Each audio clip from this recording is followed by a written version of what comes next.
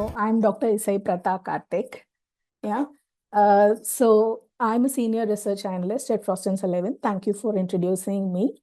So today my talk point will be around from cost-led resilience-oriented India pharma supply chain and transition. So I'll focus on how India's pharma supply chain is evolving from a strong cost-driven model to something that's becoming much more resilient focused. So let me start with a simple observation. So if we rewind just a few years, India's pharmaceutical supply chain was widely recognized for one thing, that's the cost efficiency at scale. So for decades, India's pharmaceutical supply chain has been built on this clear value proposition. So delivering high quality medicine at a very low cost and but at scale. So, and that model worked exceptionally well throughout, and that made India the largest supplier of generic medicines globally. And we are partnering to over 200 countries worldwide, and our pharma market is worth over $50 billion. But over the last few years, that same model has been stress tested in ways we had not fully anticipated. So, between pandemic led disruptions, geopolitical tensions, which we had and which we are having, and the API dependencies, which everyone is buzzing about for like 2 years.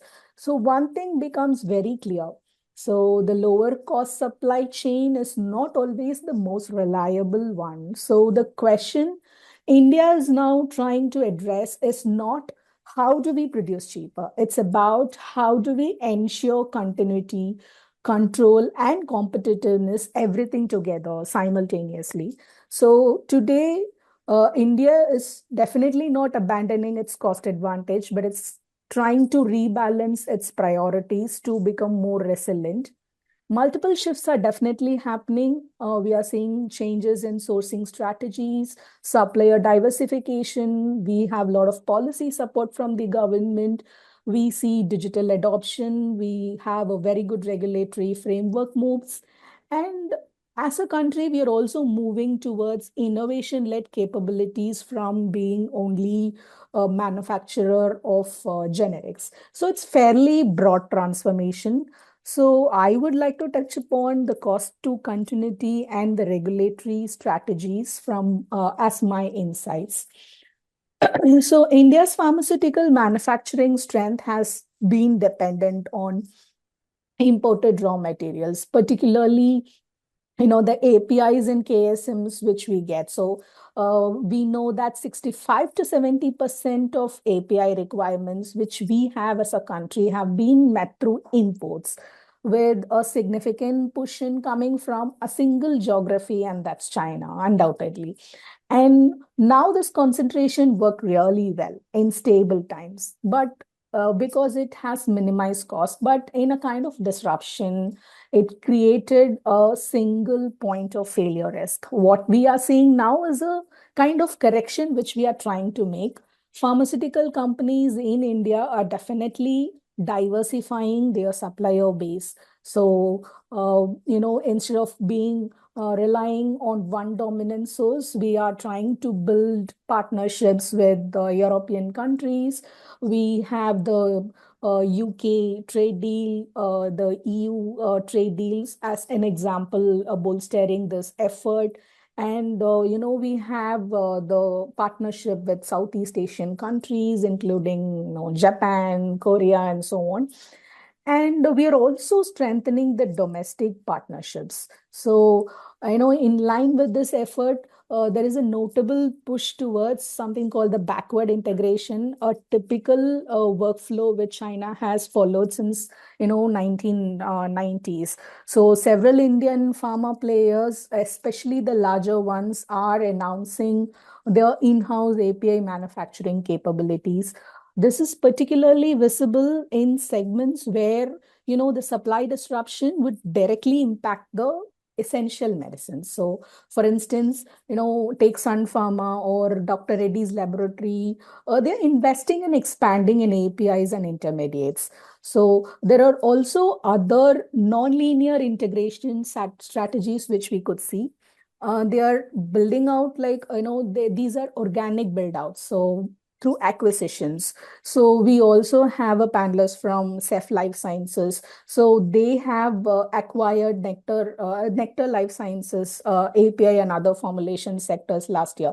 So this shift is actually depicts that India is moving from optimizing for lower cost per unit to optimizing for assured continuity of supply even during distress. So the goal is not typically to turn inward, but to reduce the risk in critical areas while we have to stay globally competitive. And this is where the government policies are now playing a direct role in targeted de-risking. We have the PLI scheme, which everyone talks about for bulk drugs. So we have already 48 projects which are being already approved. And India has already started producing more than 38 APIs domestically. And to bolster this effort, we are producing penicillin G, which is being manufactured in India again after 30 years. So this is not a very small change. It's basically India starting to make again what it had completely stopped producing once. So over time, the system will become a lot less vulnerable. And there are also initiatives which talks about the mega bulk drug parks across, I think, three different states, the Andhra Pradesh, Gujarat, and Himachal Pradesh. The one in the Himachal Pradesh caught my attention that it might use, the green hydrogen for production. No, we concentrate only on the API manufacturing, but they have the centralized effluent treatment centers. They might use green fuels. So these will also aim to boost local manufacturing while complying with the ESG protocols. So these parks will enable downstream domestic upstream manufacturing. So instead of each company trying to build its own API plant or acquire a API producing company, this kind of shared ecosystem will lower the capex barriers, and the more firms will move upstream using the central facilities and common infrastructures. These are just baby steps, which I would say that are making Indian APIs globally competitive again. So there's also one shift that doesn't get talked about enough, but it's actually very important. And that's how regulation itself is evolving to support the supply chain, right? Because in pharma, even if manufacturing is ready, the supply chain can still slow down because of the regulatory timelines and the approvals or any lack of clarity from the regulators. So post 2020, there has been a move towards risk-based approach for manufacturing changes. Earlier, even when smaller changes could take time because everything should follow a similar approval process, but now it's very faster because critical ones only have to go through the full review, but the smaller changes can just move faster. This will just cut down the long approval cycles. So we have the e-dossier systems, which is trying to, pace these fragmented ecosystems, like which is earlier it was very fragmented and slightly different across states and applications. So e-dossiers, the idea is quite simple that it has one format, one structured format. It has digital submissions, and it has e-documentations. They have AI tools to for compliance and all that. And from a supply chain perspective, it definitely helps in a very practical way. It allows for faster approvals when production needs to shift or scale, which is critical during disruption. So again, it's not just a flashy change. It's only one layer which can remove friction from the system itself. And one recent development that's quite interesting is the idea of regulatory sandboxes. It's been discussed in 2025, 2026, which is not into practice yet, but the government is actively exploring this for pharma. This is not something which is new, but it's been in the Department of Finance and all that. And this is new to the pharmaceutical industry. So the idea is quite simple again. Instead of companies going through the full regulatory processes at the very end, they can test new drugs or technologies or even manufacturing practices in a controlled environment with the flexibilities built in, with the continuous monitoring from the regulatory body, which is the SEDESCO. So rather than waiting for months, the waiting time becomes very shorter, and there is an early interaction between companies and regulators, the SEDESCO. They identify the issues upfront rather than moving it all the way and, coming back to the starting point. And importantly, this is being done to reduce the regulatory uncertainty, which is really a concern with respect to clinical trials in India. So just one last point I want to leave you with is the India is also starting to show up very differently. I know it's not just a manufacturing hub, but it's a very serious innovation player as well. We see a lot of startup ecosystems. We see a lot of research parks which is coming up.